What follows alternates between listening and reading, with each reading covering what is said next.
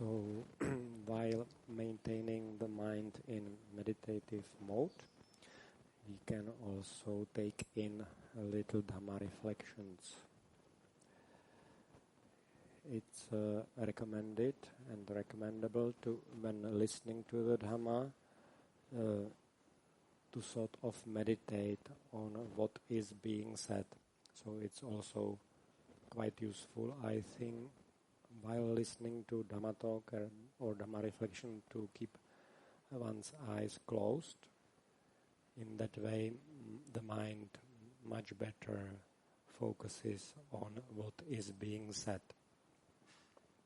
Also, if we meditate from time to time, closing eyes almost like automatically helps to bring the mind into more attentive and meditative mode. In that way, mind is more open and more ready to receive the Dhamma.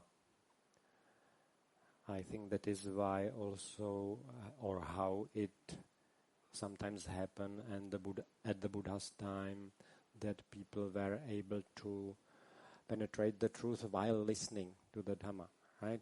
They were not listening in usual way. They were listening with focused mind in meditative mode, close to what would be usual meditation. Of course, there was also an additional factor of the Buddha's presence. Buddha is the highest, the best teacher that can ever appear in the world.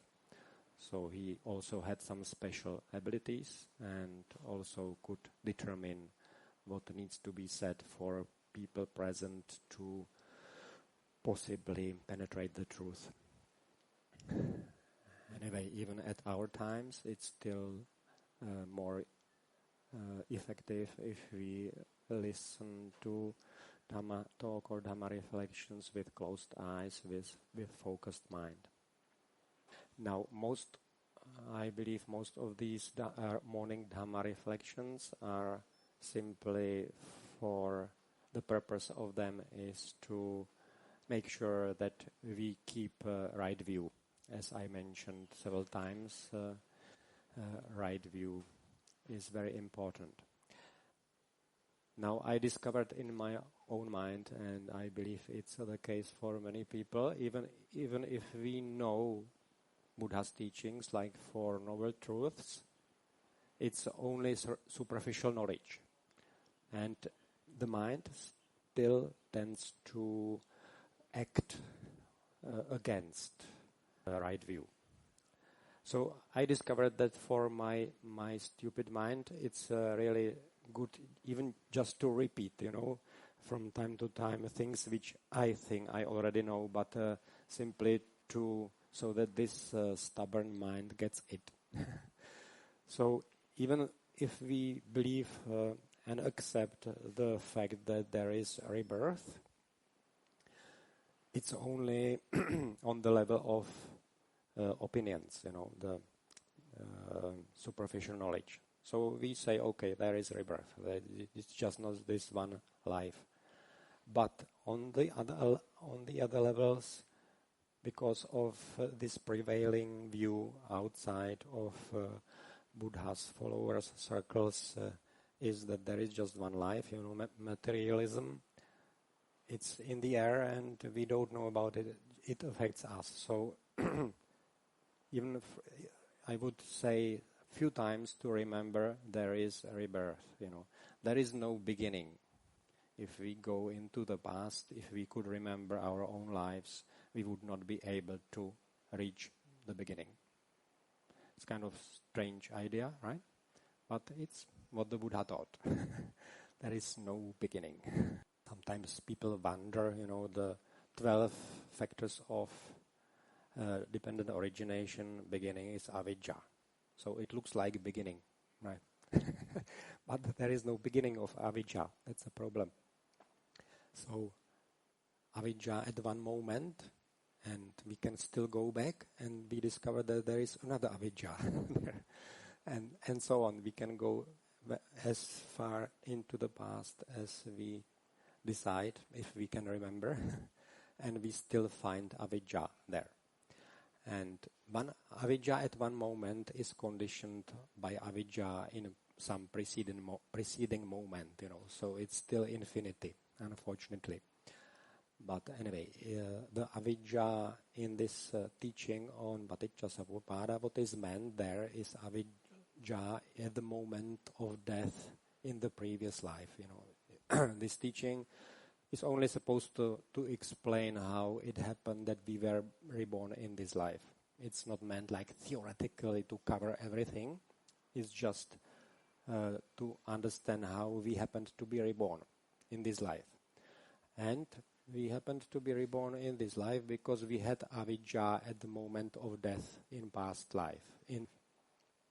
If at that one moment, if we happened to attain arahatship, so if we had overcome all avijja, then we would not be reborn. Because we didn't become arahats in that life and all the way up to the last moment, the death moment. So in this last moment, there was still avijja. That is why we were reborn. So now we have it. We have suffering. All the problems with COVID and face masks and all of that. Economic problems, sicknesses, friends passing away, relatives and so on. So we have it. And if nevertheless we are one of the luckies, we know Buddha's teachings and we can do something about it so that it doesn't possibly continue infinitely into the future. So we have this training and we have these Dhamma reflections to protect our right view. And one of those things, one of the ways to protect one's view is to keep reminding oneself, there is a rebirth, there is not just this life. Actually the matter is more destructible than mind. Mind cannot be destructed, matter can, And from our own personal perspective, it's actually matter that disappears, not the mind. Mind stays with us, consciousness stays even after death. What will disappear is all of this around. So it's opposite what the other materialists believe. They think matter is really like solid, it stays here, and with the breakup of the body, consciousness or mind disappears, annihilation. But in actuality, it's the other way around, at least from each of our own personal perspective. It's a little bit like for you to get some idea how it happens that this all disappears is when you realize what happens when you are sleeping and when you have a vivid dream. Vivid dream, you don't know that you are sleeping, right? You are experiencing what you are experiencing in that dream. And you know nothing about external world, right? About your bedroom or about things like here. Now imagine in that state, if it happened that something happens and the body dies, so you stay in that world and you simply will not go back with your attention to this world. So this world will not reappear. It's just similarly, but this is what happens when people die in jhana. In full absorption, the mind is so focused and absorbed in experiencing sukha, bliss, that at that moment it has no idea about external world. And if a person happens to die in that state, the mind simply stays there. This sukha keeps going on.